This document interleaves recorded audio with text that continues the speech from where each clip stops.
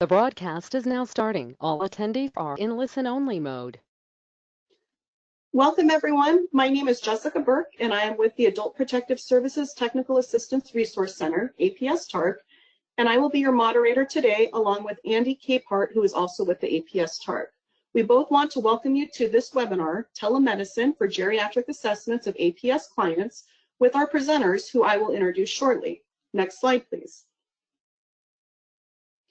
Before we get started, I would like to share a little bit of information. This webinar is being hosted by the APS TARC, which is a project of the U.S. Administration for Community Living, Administration on Aging, Department of Health and Human Services, and is administered by the WRMA Incorporated. Contractors' findings, conclusions, and points of view do not necessarily represent the official policy of the federal government. Next slide, please. Now a bit about the APS TARC if you're not familiar. The mission of the APS TARC is to enhance the effectiveness of APS programs by working with partners on use of data and analytics, applying research and evaluation to practice, encouraging the use of innovative practices and strategies, and providing individualized technical assistance to APS programs. We're here to help in any way we can. Just reach out to us using the contact information that will be displayed at the end of the webinar. Next slide, please. Please join us for Let's Talk APS, our monthly peer support discussions. We host 2 informal collaborative peer calls each month. Practice to discuss training, investigation, care planning, which is the 3rd Wednesday of every month at 3 p.m. Eastern, 12 p.m. Pacific Standard, and program management to discuss policy and program issues, which is the 4th Wednesday at 3 p.m. Eastern and 12 p.m. Pacific Standard. Reach out to us using the contact info displayed at the end of this webinar to join. Next slide, please. Just a friendly reminder that the National Adult Protective Services Training Center, NATC, has launched, and the no-cost APS Core Program e-learning courses are available for APS professionals to access. Please visit the website on the slide for additional information. These are really great courses. Next slide, please.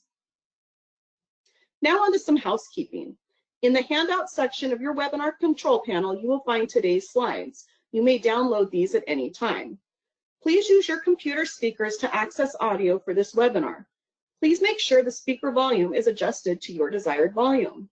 If you experience audio problems during the presentation, we recommend that you sign out of this webinar and re-enter to log back in. Next slide, please. You may ask questions and share comments by typing them into the questions box at any time during the webinar. We will relay as many as we can during the Q&A portion of this webinar. This presentation is being recorded and will be posted to the TARC website along with a copy of the slides. We will notify all registrants via email when it is posted online and announce their availability more broadly through the APS TARC outreach channels. Everyone attending today will receive an email approximately 24 hours after this broadcast with a link to download your certificate of attendance. Unfortunately, CEUs are not offered for this webinar though. And be sure to take the brief eval survey when prompted. We love to hear your feedback.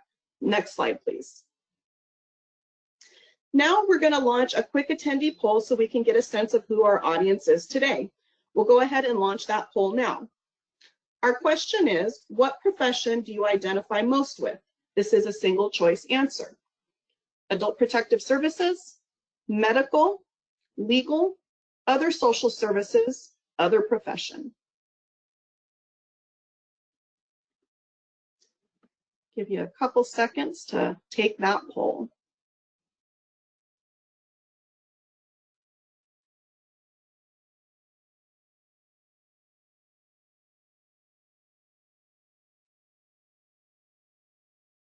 Give you another second or two, and then Andy will go ahead and close it.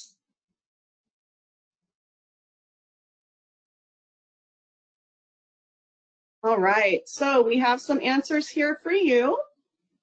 Let's see here. We have about 78% of you from Adult Protective Services, medical 9%.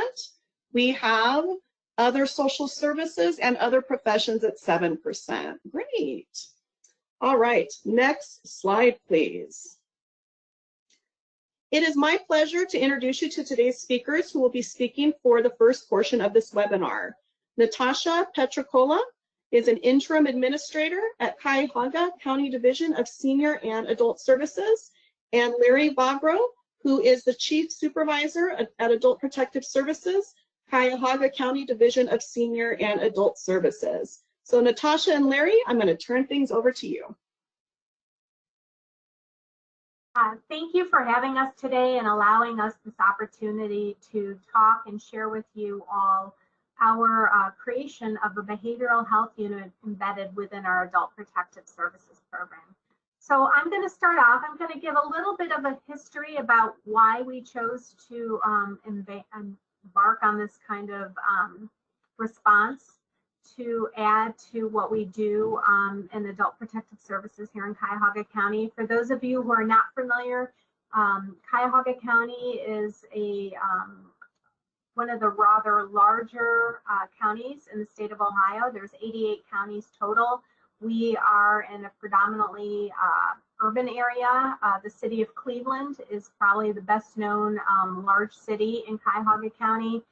And if you look at the amount of volume we do in Adult Protective Services work, we probably have the most referrals in the state as far as cases where we do investigations that are called into our department here in Cuyahoga County. Ohio is a home rule state, so every county kind of has authority about how they execute the mandate. In our particular state, it is 60 and older, which is also important to know because we're only one of 2 states who do not investigate 18 to 59.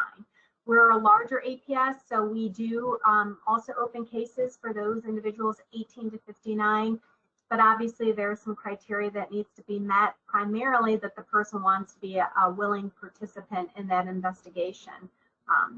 Or we have evidence to state that we have to be involved because oftentimes they may come to us as somebody who has had a statement of expert evaluation and a geriatric assessment already completed that stated that there are capacity concerns. So specifically today on this topic, we had to come to the realization in March of 2020 due to the pandemic that we had to be creative about how we were going to assess capacity with our clientele. A lot hinges on the ability to make decisions and whether or not somebody has capacity, which is one of the main tenets of Adult Protective Services. And we have been talking for some time about how neat it would be if we could embed a social worker or a nurse in this particular case with APS to do some of those visits. So the pandemic kind of put this in high speed, and as a result, in April of 2020, we first saw the first client for a teleassessment. We realized that this had a huge impact on our court. Our court also, due to the pandemic, was not doing in-person hearings, even though court still was being held through probate court, guardianships were still occurring. We needed the evidence to take to guardianship in those cases of new investigated APS clients who might meet criteria that we had capacity concerns, and then, looking at alternative measures where a geriatric assessment and implications for a guardianship was probably the best outcome. We also had clients that we had questionable capacity concerns that we were dealing with. The mandate had not stopped despite the fact that a lot of things around us had closed down. The hospitals were only seeing patients on an emergency basis, so a lot of those elective kind of things and appointments that were kind of constituting capacity concerns were not occurring.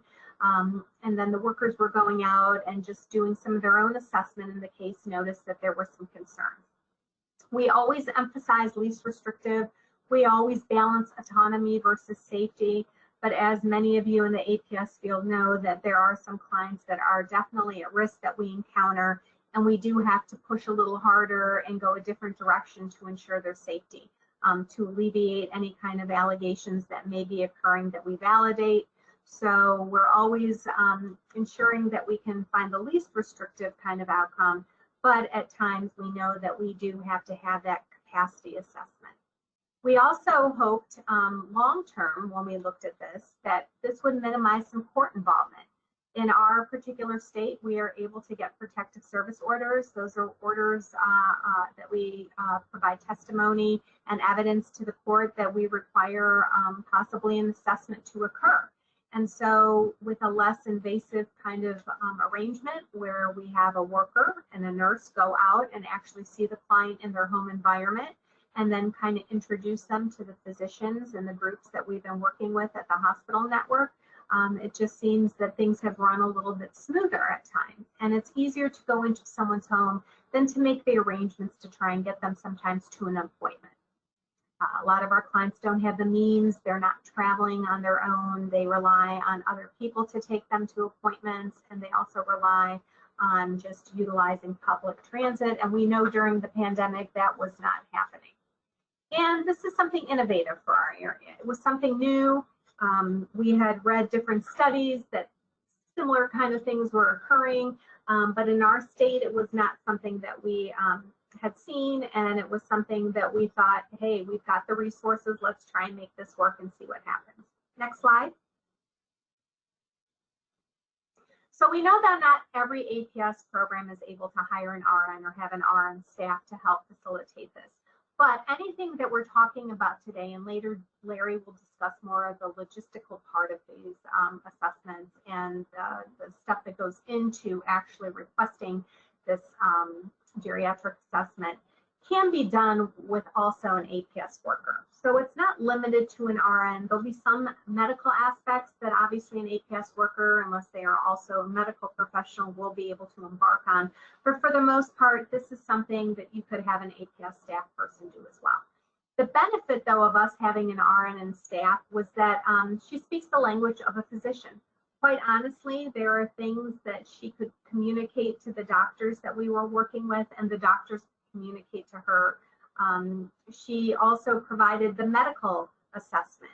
So she would go into the home and she would also look if there were any kind of sores or wounds. She could take blood pressure. She could do blood sugar checks. She could check person's gait. She can ask them to do things to see how their balance was. And she was actually, you know, assessing the home for safety risks. She would look what kind of medications the client was taking. She could see if those medications were overutilized or underutilized. She could see if they had been expired, if they had not been filled recently. She checked the home as far as fall risks to see if there were rugs or furniture or hoarding conditions that might impact the safety of the older adult in their home. Our particular nurse had one time served in APS as a supervisor. So she had a lot of that background coming from APS, but the experience of a medical professional sometimes is different than an APS social worker. So it benefited us because she kind of could wear both lenses in this particular case when she was going into a client's home. She could also share with the physician something that was pretty much priceless.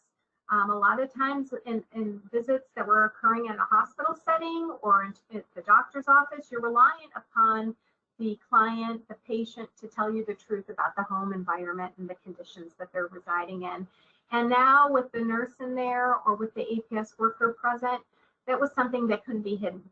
So even though somebody can clean up well and show up for an appointment, we were also seeing things that we had concerns about that client's physical environment, where they lived day in and day out, whether the utilities were on, whether or not they had food available, just the conditions of the home overall. And sometimes people, you know, even with capacity issues, have spotless homes, right? It doesn't always constitute that there is an environmental concern.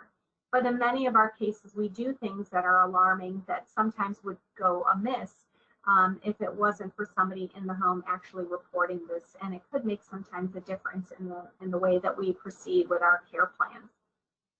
And also she could do, in this particular case, RN, medical coordination, helping set up appointments, ensuring lab work was done, other things that might have been requested from our physician that was important to know about potentially what could be leading to somebody's particular kind of capacity. Next slide. So some of the tools that were used, we use different tools that the nurse helps in this particular case administer. and the doctor is often on the other side of the screen doing the virtual kind of assessment piece of this. So we use the clocks, which is an executive clock drawing test. It is basically scored between a 0 and a 15. It gives points on whether a person is able to produce a circle, if they are able to put the 3, 6, and 9 on a clock, whether or not they can draw the hands accurately. But it's one of the tests used in this particular set of assessments. Obviously, we do mini mental status exams, which are very common. Oftentimes, even our APS workers kind of go ahead and when they make initial visits, we'll kind of ask some similar questions that you'd find on a mini mental status exam. We also use a trail making test, both the A and B. That really looks at the frontal lobe of the brain. It speaks to whether or not there's high-level cognitive skills such as planning, self-control, memory formation, empathy, and attention. So if you've ever seen a trail test, A is just basically taking a pen and connecting 1 through 25, a series of numbers. And the B test is a little bit more complicated because it also includes into that not only numbers but letters. So 1 and A, 2 and B, and to see whether or not the client is able to make those connections, almost to connect a dot. The SLUMS, the St. Louis University Mental Status Exam, it's a little bit more sensitive for those of you that are familiar with it than a mini mental. It asks a series of 11 questions. These 11 questions look at memory, attention, orientation, executive functioning. It asks for repetition as far as if you're giving a series of words to see if you can repeat them at a later time. It also has some pictures of animals to see whether or not the client is able to recognize those animals. We also sometimes need lab work done. Some of our clients, as most of you may experience, haven't seen a medical professional in years. So we always want to be very cautious to ensure that also somebody isn't just mentally okay, but physically getting the medical attention they require. And a lot of times we've been very successful in those people that haven't had a connection to medical providers, the ability to get connected to somebody ongoing, which is very important with the population we're dealing with, just for wellness, for following them. Once we get in there and we alleviate the abuse, or we come to the conclusion of whether or not something is happening in that particular client's home, it's good to know that there's other people connected to them once APS is no longer involved. Next slide.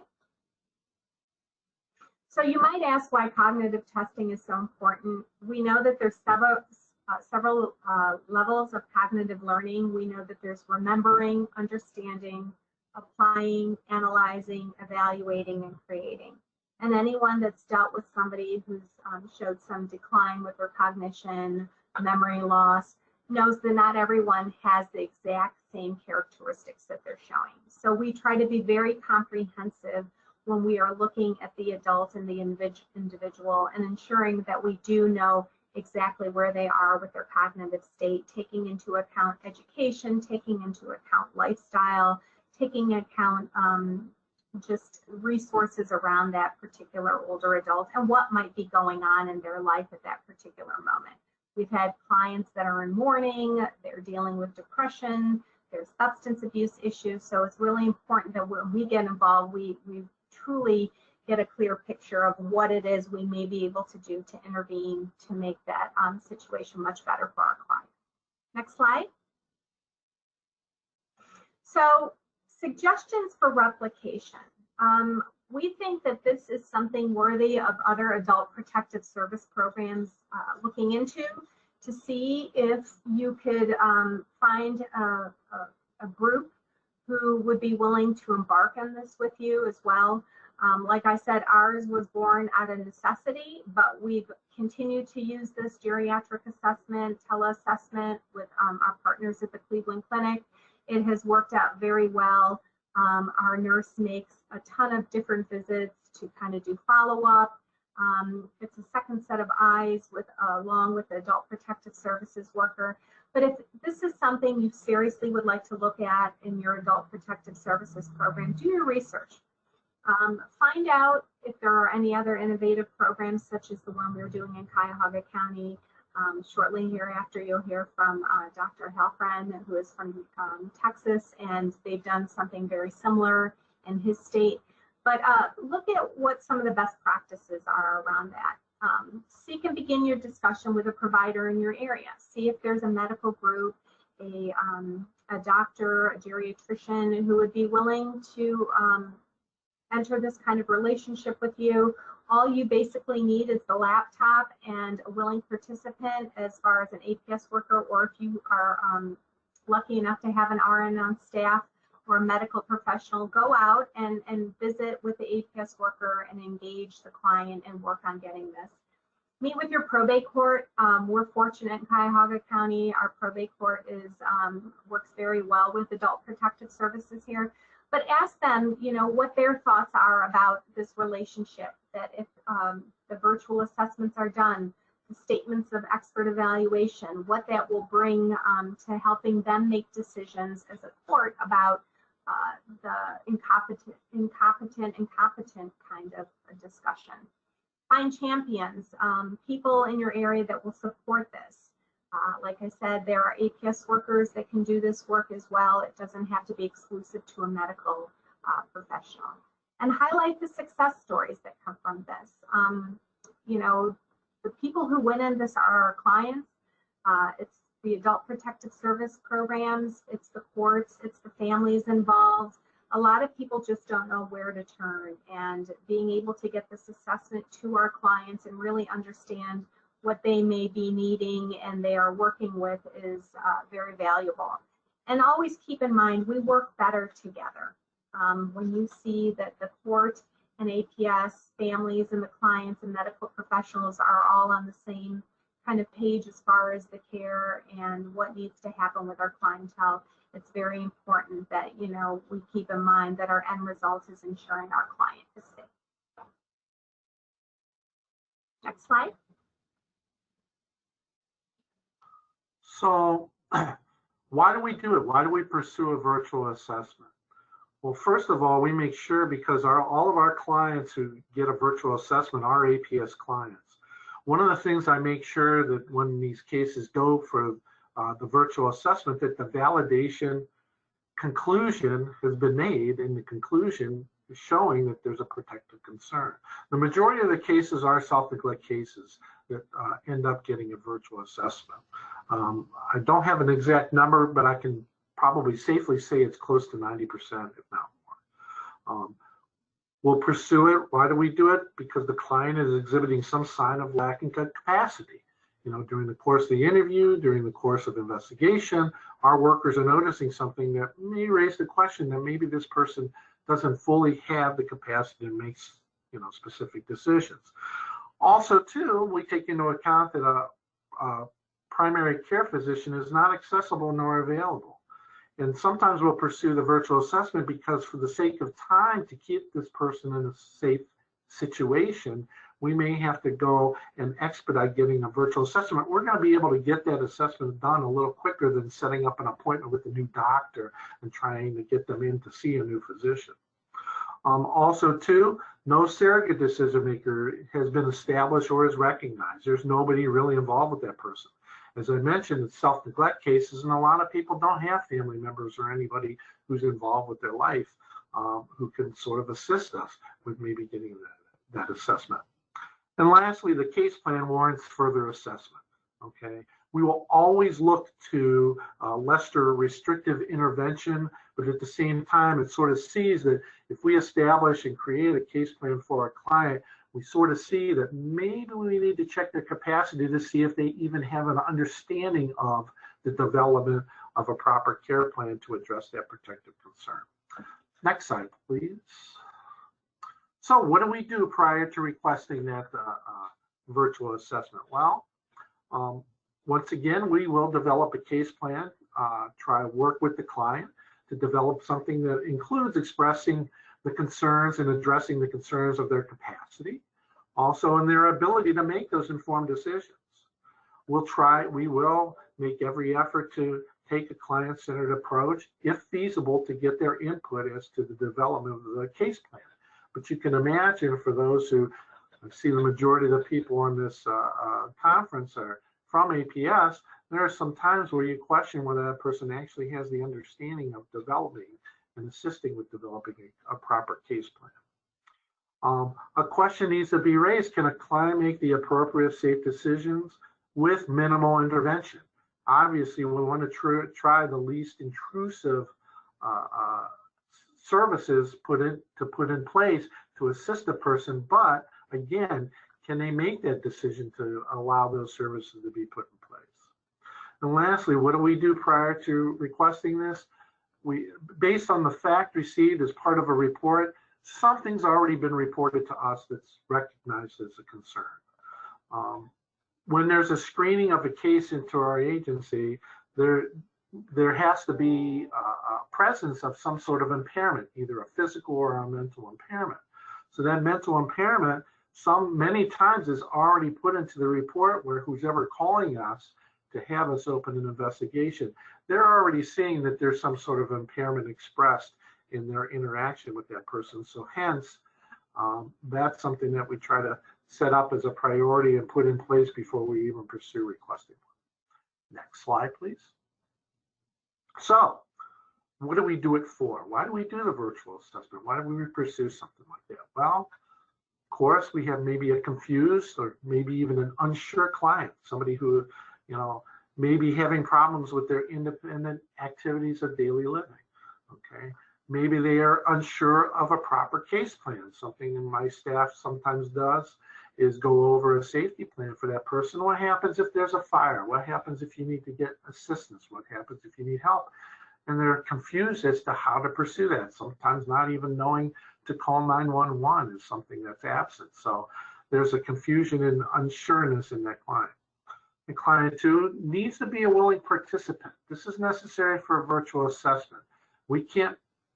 Our nurse can't go in and force a person to participate in the virtual assessment. So some sort of cooperation needs to be part of that person's makeup and their ability to work with us. Obviously, a client needs to show some sort of lacking capacity. Some of the tests that Natasha mentioned earlier, some of the things that maybe workers may run by a client when they go and visit them, just to see, do we need to proceed further with a more comprehensive evaluation. The fact that a primary care physician is not accessible nor available, again, that timeliness. Does it need to happen fairly quickly? Especially for those, there's a discussion and input from the supervisor when there's case conferences as to whether we need to pursue this and have it done in a more timely manner. Sometimes we can get appointments for a virtual assessment within days, which is very helpful to us. We have many of the physicians that we work with have the ability to do that. So we don't have to wait like a month or 2 months or 3 months down the road for an opening to see a doctor. We can do a virtual assessment a little bit more quicker. That there's also too, we do it because there's no surrogate decision maker established or put in place. We saw this a lot too, more often during the COVID crisis, that we got a lot of referrals on people who are isolated and alone. Obviously, that was a red flag to us. If they had nobody who was checking in on them or coming to see them or assisting them when they clearly had some needs, and some services could have been helpful to them. And then lastly, a case plan warrants further assessment. Once again, developing that case plan, we need to make sure that that person has capacity to sort of participate and be part of it. Sometimes, we're only social workers who are getting involved with these clients. We need that doctor to do that capacity evaluation, because we don't have the authority or the ability to be able to make that. We need that doctor to help assist with that and lead to that. Next slide, please. So when do we pursue a virtual assessment? Okay, again, when we're developing a case plan offering services, we're going to recommend to our client, would you be willing to see a physician? Would you be willing to see a doctor? Sometimes that's a hurdle we have to get over first, but convincing them and trying to get them to agree to do a doctor. Hey, is it okay if we have a doctor come to you and we sort of set it up that we can do this virtually? We can do this over the computer, over the phone. Of course, we're going to try and get family intervention if it's at all possible, if they're available. Sometimes, though, as we know in APS, the family is sometimes part of the problem and part of the issue on why a person needs assistance. But we're always going to take this first option. We're always going to try and set up an appointment with their own doctor first, if that's possible. But obviously, this presentation is on the virtual assessments, and so we'll pursue that. If we're unsure of their capacity and these options aren't feasible, getting the doctor, getting the family to assist, then a virtual assessment is considered. And when I have in there that it's unavailable or refused, what I mean by is a person refuses to go see a doctor. Sometimes our staff and my workers can convince convince a client to allow a doctor to come to them. Okay, so that's one of the avenues of that. So then the APS worker and supervisor, during the discussion of a case, they identify the need for further assessment. This discussion between the worker and supervisor is important. We found that it's important because we want to make sure we're doing, once again, that lesser restrictive intervention on that client. We don't want to force this if we don't need to. If we could get them to take another pass to sort of address their issues, we'll do that. But again, we're going to make sure that both the worker and their supervisor are on the same page. Next slide, please. So again, when do we pursue one? We'll request a virtual assessment. There's a form that we've developed that a worker and a supervisor will fill out and complete and submit it to me, the chief of the department, for review. In that form, there's necessary information, as you can suspect. There's demographic information. We also need some sort of insurance information. Now, some of the doctors that we deal with who do the virtual assessments have access to some of our patients' medical insurance information already, but that's not always the case. So trying to get the worker to get some sort of medical information or insurance information, I should say, is important. Also, as I mentioned before, a validated allegation needs to be made. We can't just be sort of uncertain as to whether there is a protective concern in place. Also, we have to take into account environmental and safety issues. We don't want our nurse going in and doing a virtual assessment in an unsafe conditions. And this could be, range from pets, maybe very bad bed bug situation, or maybe somebody who's in a hoarding situation. There's no real safe place to actually do a virtual assessment. Also, too, a reference to other attempted options for intervention. We're going to take a look to see if there were other ways to get this done besides doing the virtual assessment.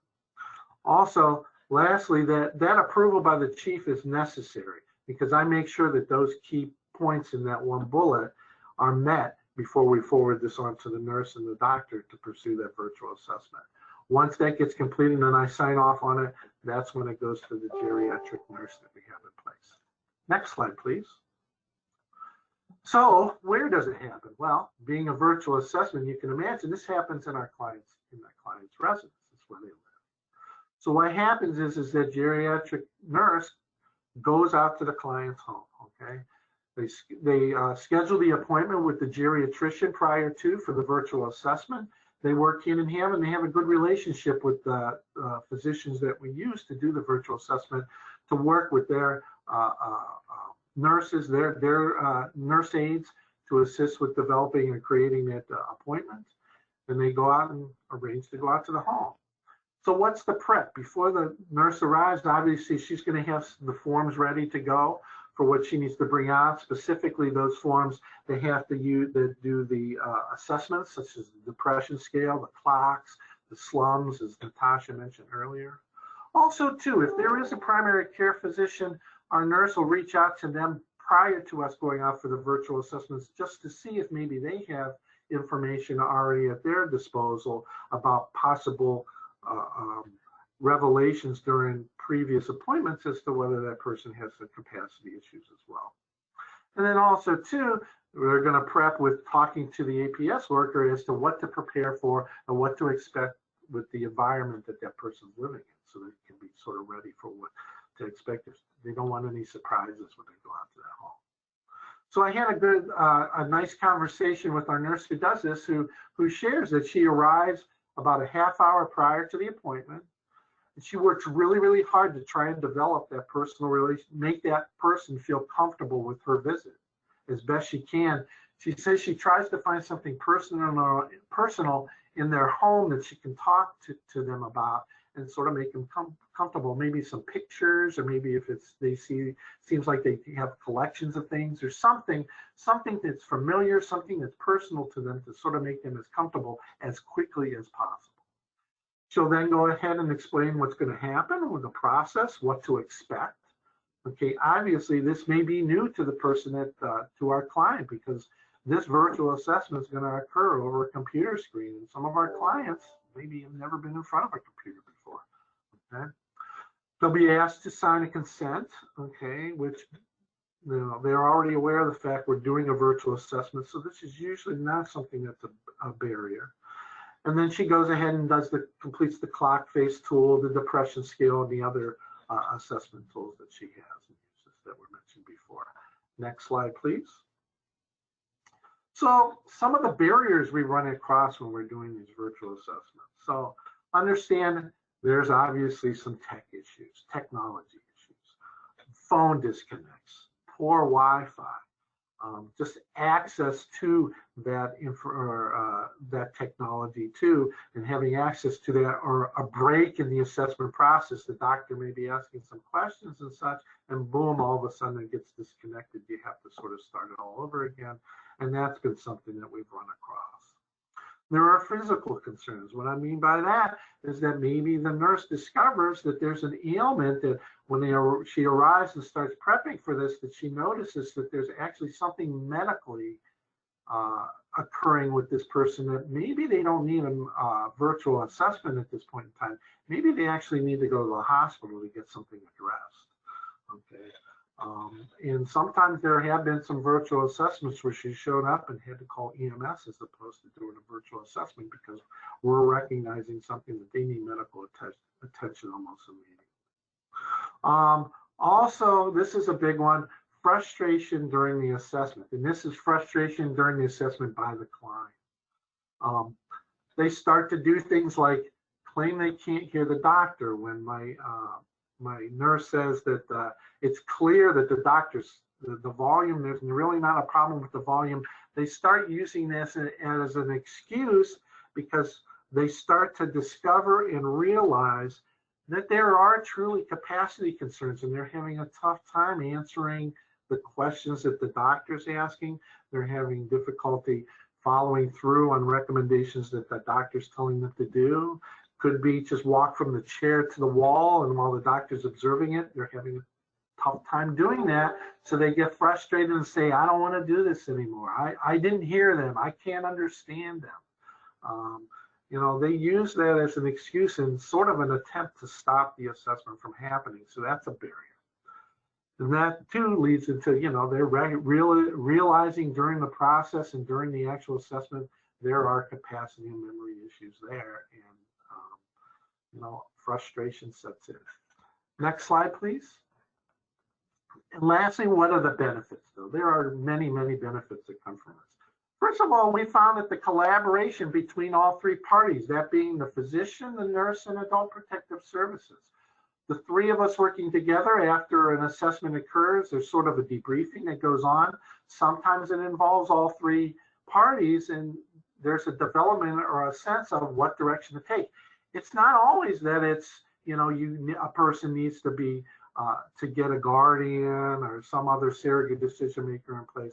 Sometimes there's just a discovery of some minor interventions to help assist that person. So that's a good thing.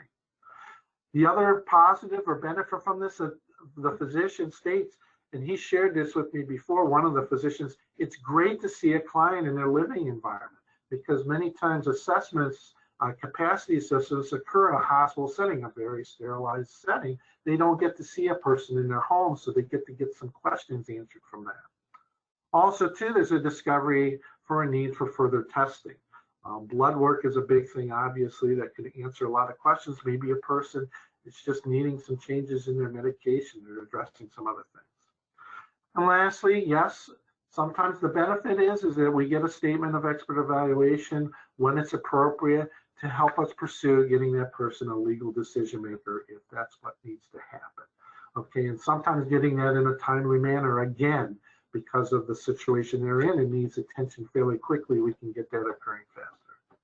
All in all, the virtual assessments are a very beneficial asset and service since the time of the pandemic. So sometimes, you know, this is something that was a positive that came out of the whole experience. So thank you very much. Next slide. All right. Thank you so much, Natasha and Larry. This is really great information, and it's just really innovative and such a collaborative approach. So thank you for sharing that. I would now like to introduce you to our speaker for the second portion of this webinar, Dr. John Halfin, Associate Professor of Geriatric and Palliative Medicine at UT Health in Houston, Texas. John, I'm going to hand it over to you. Okay.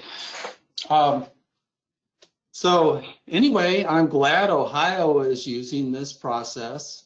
I think it's helpful to have other people using the process and demonstrating that virtual capacity assessments are indeed feasible and beneficial. They're also doing this in California, and that's, to me, that's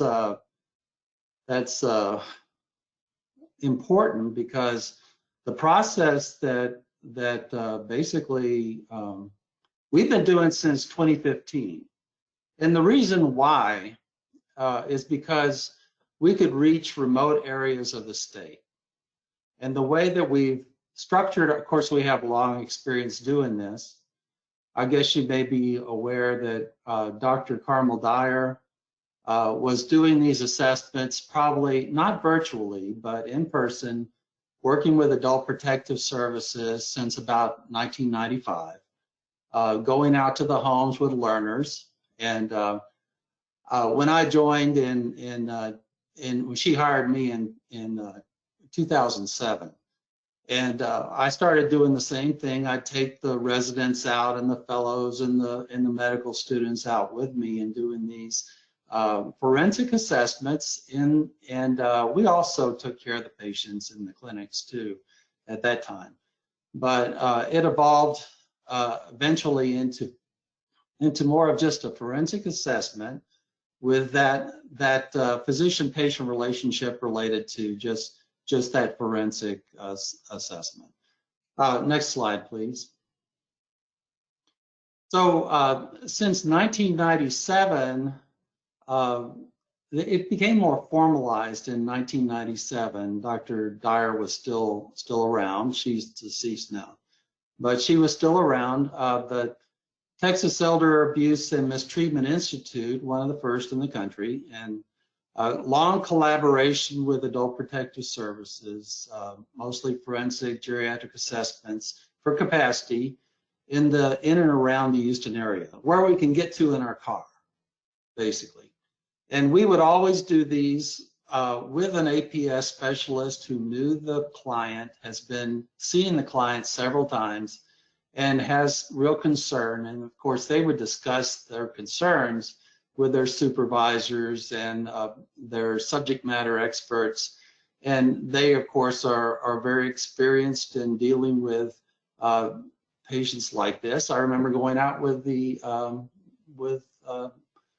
subject matter experts as well to see these people in their home environment or in a nursing home environment or some other facility. Anyway, so we were doing this in the Houston area around 2015. There are a lot of places within Texas that did not have access to physicians who, with my sort of expertise in elder mistreatment, and I'm a geriatrician.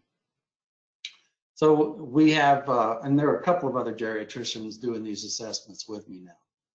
But what we were trying to do was make this accessible throughout the state. So we started to experiment with using the telecommunication to reach and do interviews in various parts of the state that we couldn't get to. And so in July 2017, we started working with the statewide Adult Protective Services. statewide adult protective services, and we launched what we call the TEAM, Texas Elder Abuse Mistreatment Institute Forensic Assessment Center Network. And we already, at our medical school, we already had such a network with child protective services. So we just created one with adult protective services. And since that time, very soon after that, we started getting more capacity assessments, of course, through telecommunications than we did in person, because there's such a pent-up demand out there in the state of Texas. So we published on that in 2019 in the Journal of the American Geriatric Society. And a year later, we had, of course, over the years worked out the process. We had worked out how we do these things, open-ended questions, get information from adult protective services. And of course, we focused on the areas of function that are important in our court's determination of incapacity in the state of Texas. And in 2019, we published in this national magazine that geriatricians read. And I published, we produced another one where basically the technique that we had developed over a period of years was used and for both the in-person and the telecommunication assisted interviews and forensic capacity assessments. My publication, the one that I was the first author on, came out in March of 2020, just before the pandemic. By April of 2020, things were starting to shut down. And anyway, Ronan Factora, the physician, he's a geriatrician that is associated with Cleveland Clinic and was doing probably most of the assessments for adult protective services in that county up there. And basically saw these articles that we had produced and started to implement that technique locally. So they use the same technique, I suppose. The only difference is we're not sending the nurse, the RN, out to do the interview. We're working with the APS specialist who has seen this client multiple times, sometimes 6, 10 times, I don't know, maybe over a period of a long time. And they have problems, they have obvious issues with capacity that need to, something needs to be done. And perhaps they're not able to get a local physician or the physician that's seen the patient, or maybe the physician hadn't seen the patient in a couple of years. And so they're unable to get the assistance of those people to do the capacity assessment and give evidence that would allow APS to intervene and perhaps the courts to intervene. So by April of 2020, because of the pandemic, there was more acceptance for telecommunication assisted capacity assessments. And the areas of the state, and of course we had to go visit the judges out in various areas of the state. We'd go out and explain our system to them, and a lot of them knew of Dr. Dyer or her, had some kind of contact with her.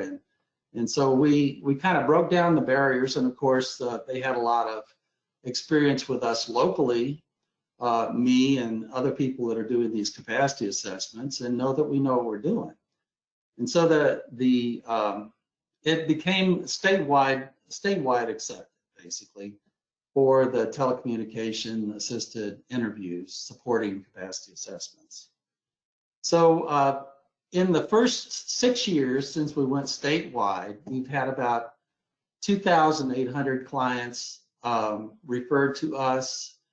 We do a lot of record reviews where there's no interview involved, but we're doing assessments of records and helping APS determine whether or not, you know, some malfeasance was done on the you know, by for a while there we were doing facilities as well, but usually caretakers, and whether or not they needed to be referred to a program where people are basically not allowed to get employment taking care of people in the future, you know, people that abuse people or shouldn't be, you know, continue to get jobs taking care of people. So anyway, and then we've done about, this is rough, but about 1,690 completed capacity assessments, about 280 per year. And some of them don't go to completion because maybe the client refuses, and it's not like they have the right to refuse. And so we don't force it. If they refuse, we back away, or they just don't show up, and APS eventually gives up, and they don't get interviewed. But anyway, next slide, please. So the way we've structured this is I think the most efficient way that can be done.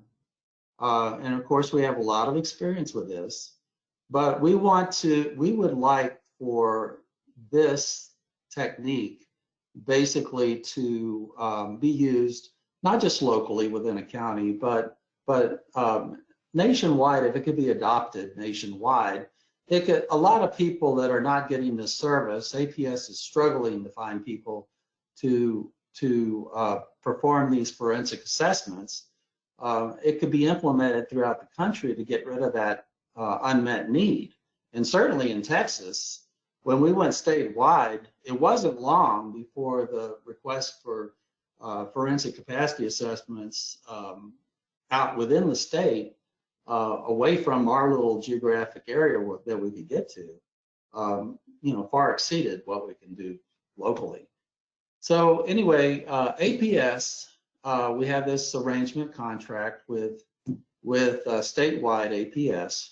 It funds a director with half-time for the director, an RN coordinator who really does the bulk of the work, except for us geriatricians who are seeing people and writing reports and participating in IDTs and all that kind of stuff. But anyway, the geriatricians, we share about a 1.5 FTE if the volume supports it.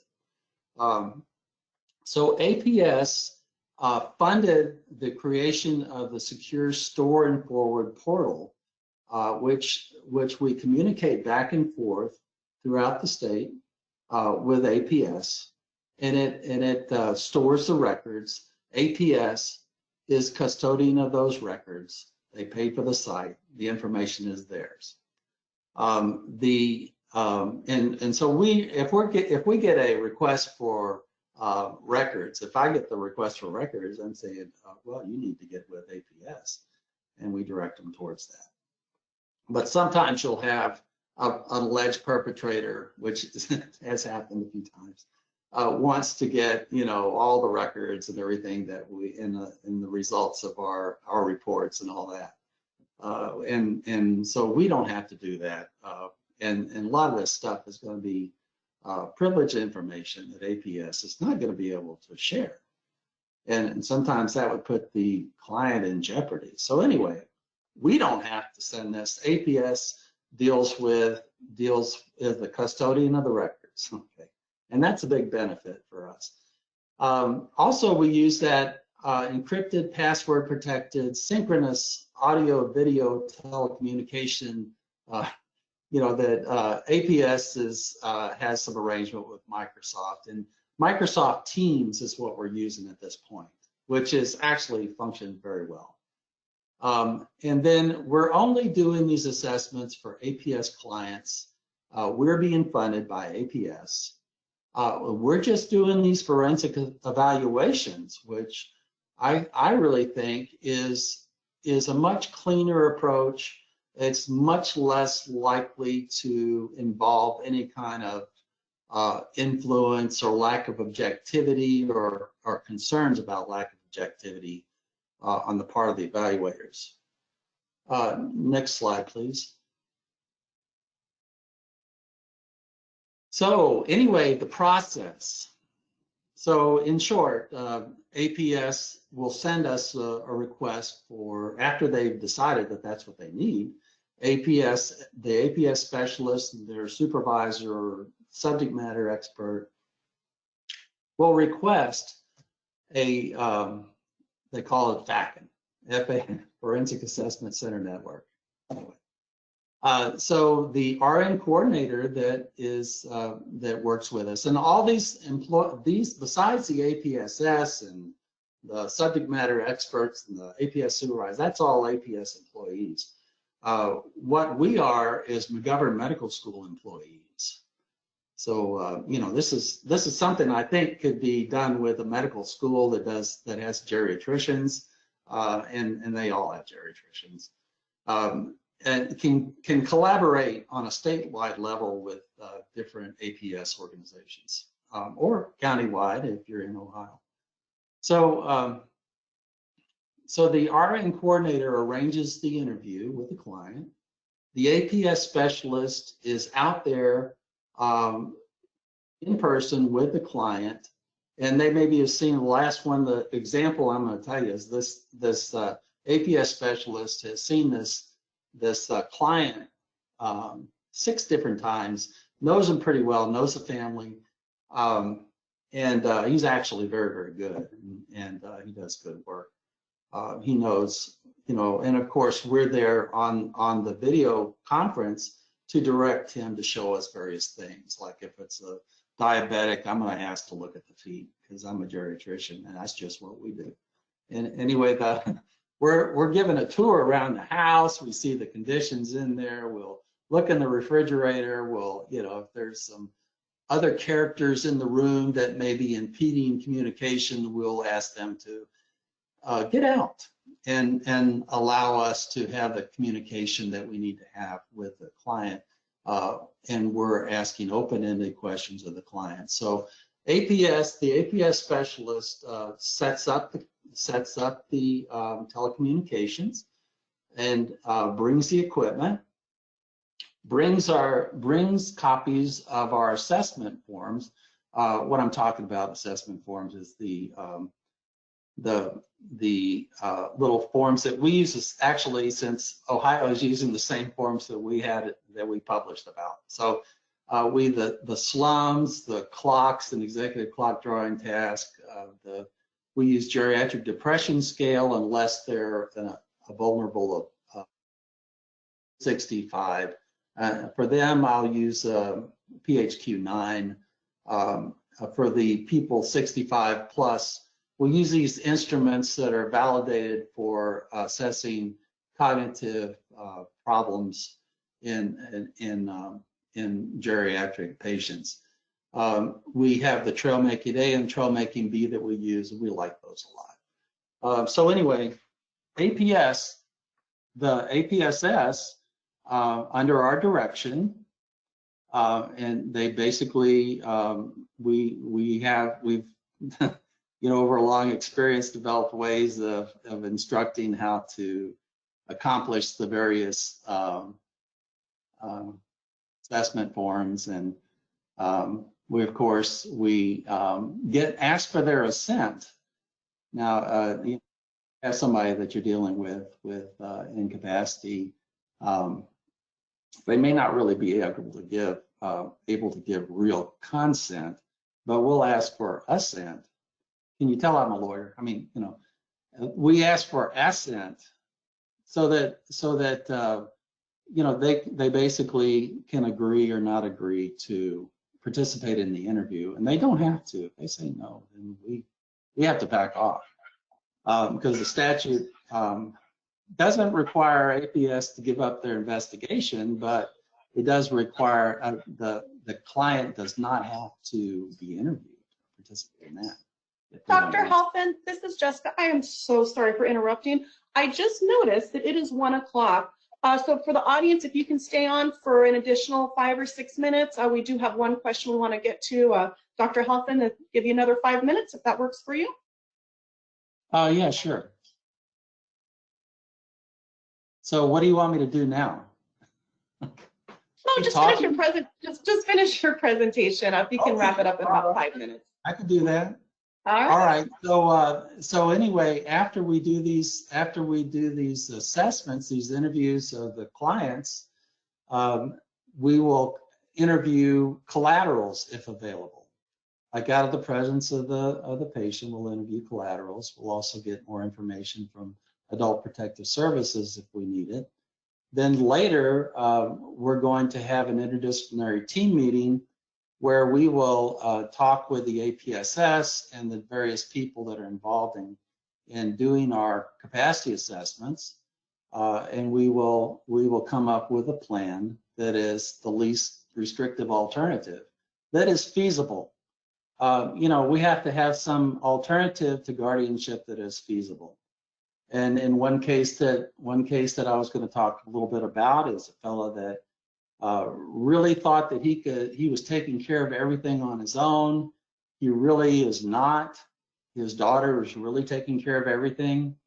He didn't do that badly on the slums exam or the other cognitive testing. He's basically mildly demented, but he had a high level of function prior, so that probably skewed it a little bit. But anyway, he's not actually independently, without supervision, taking care of any of his areas of need. His daughter is having to do that. He did not realize that. He tends to wander and get lost at night. So what would be the least restrictive alternative to keep this guy safe? It'd probably have to be something where he either lived with somebody or he was in some sort of memory care unit. So anyway, we'll have that discussion with APS and we'll come up with a plan. And it has to be the least restrictive alternative. We can't get a guardianship or removed from the house or anything like that and we don't present that to the judge unless there's just no other way to go. And that's the only way to keep them safe. So that's our process. I really think it's very doable. We've shown that we've done, as many cases as 1,600 and whatever in the last 6 years of these capacity assessments, and almost a very large proportion of those are telecommunication assisted. So anyway, it's very doable.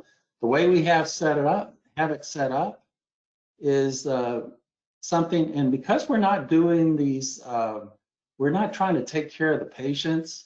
Other than we are establishing a relationship only for the purpose of the forensic assessment and the testimony that might be involved, the reports, the letters to courts, and other things that might be involved, and the planning involved. We're not trying to take care of the patients independently. We refer them to people in the area where they are.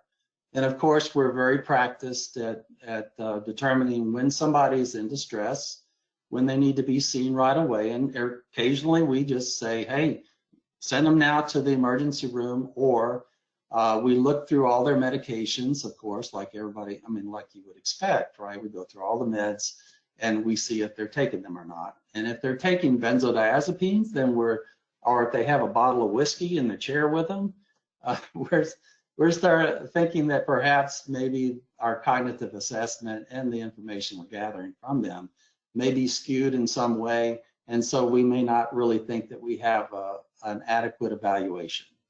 So we may have to, but anyway, you can, if you've been a physician for a long time, you can tell when somebody's short of breath, when they're delirious, when they're an extremist. And you can act accordingly, referring them, basically telling APS, this person needs to get taken to the emergency room now. And perhaps, if necessary, writing a report to the court to have them removed to the emergency room if they won't go. So that's what we do. So do you, anyway, like I said, I'm glad other areas of the country are starting to use this. I think it could be a tool that would alleviate a dearth of resources for these sorts of assessments throughout the country. So I really wish APS and other areas of the country would start experimenting with this and using this. And the medical schools are a good place to look for geriatricians. They tend to have them there. So anyway, so is that it? Is that my time?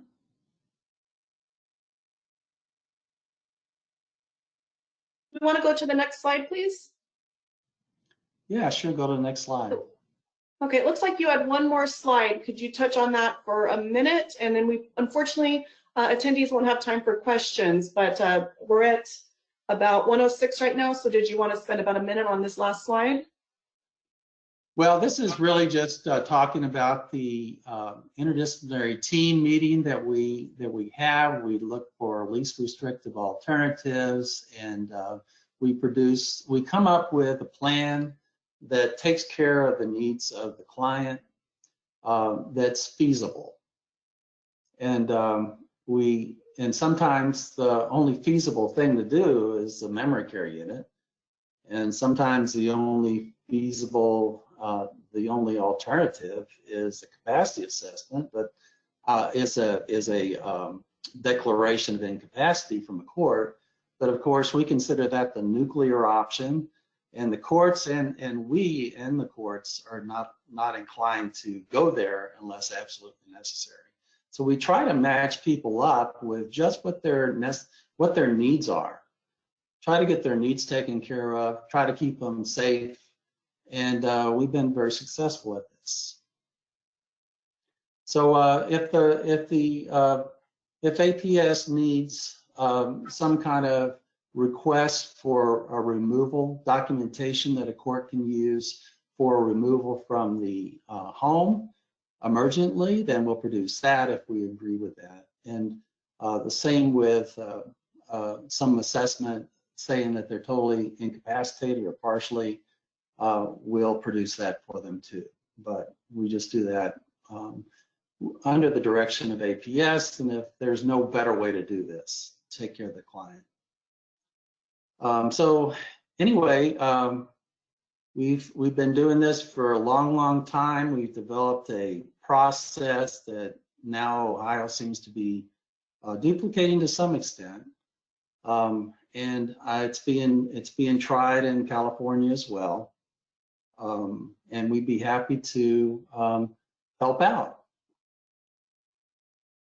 All right, thank you so much, Dr. Halphen. If we can go to our last slide, thank you. So I want to thank you to all of our speakers today to speaking about this important topic, and really appreciate the history and the innovation regarding this. It's so beneficial to states who may be wanting to implement telehealth assessments.